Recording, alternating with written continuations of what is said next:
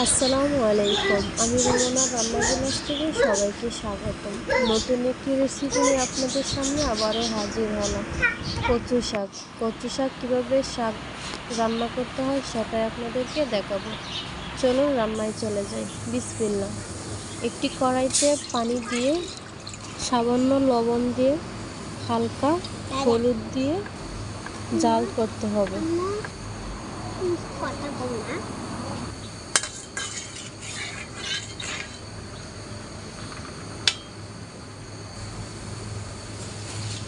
এখন শাকগুলা দিয়ে দিব। সবগুলা শাক আস্তে আস্তে দিতে হবে।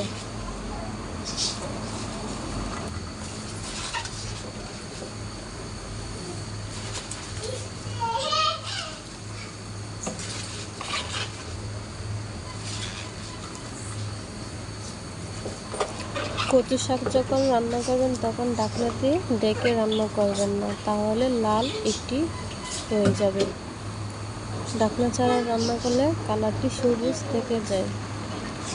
এখন আমি উল্টিয়ে পাল্টিয়ে দেব।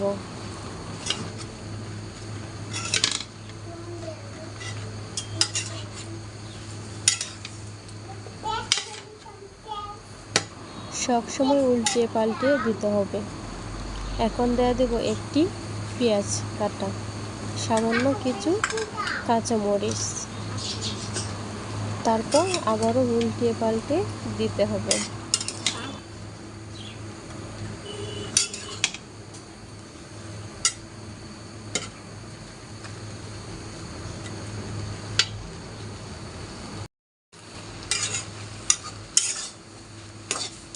শাকগুলো অনেকটাই মজে গেছে, এখন পানিটা শুকিয়ে নিতে হবে।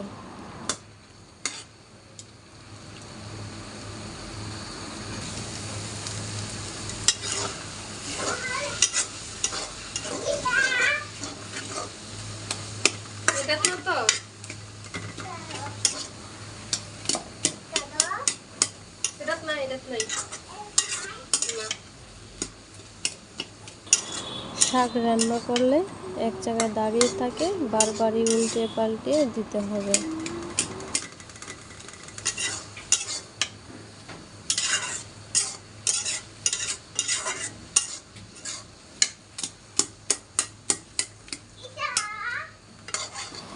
শাকগুলো হয়ে গিয়েছে, এখন আমি বাগার দিয়ে দেব। একটি কড়াইতে পরিমাণ মতো তেল নিয়েছি, 1 কাপ রসুন নিয়েছি, একটি পেঁয়াজ নিয়েছি, কিছু শুকনো মরিচ দিয়ে দিয়েছি। এখন নাড়াচাড়া দিয়ে হালকা বাদামি কালার করতে হবে।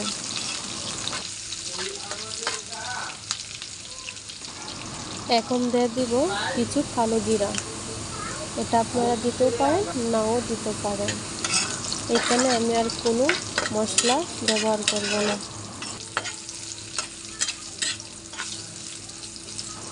এখন শাকটা এখানে ঢেলে দেব।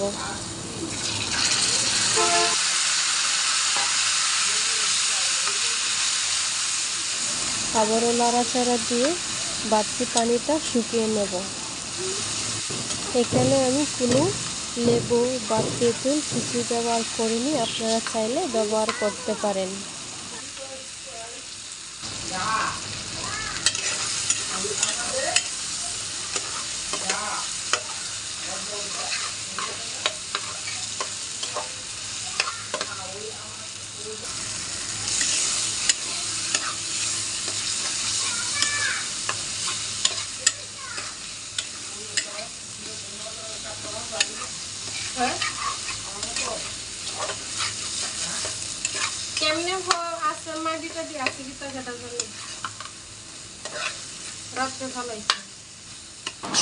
শাক রান্না করা হয়ে গিয়েছে। এভাবে সহজভাবে শাক ভাজি করতে পারবেন।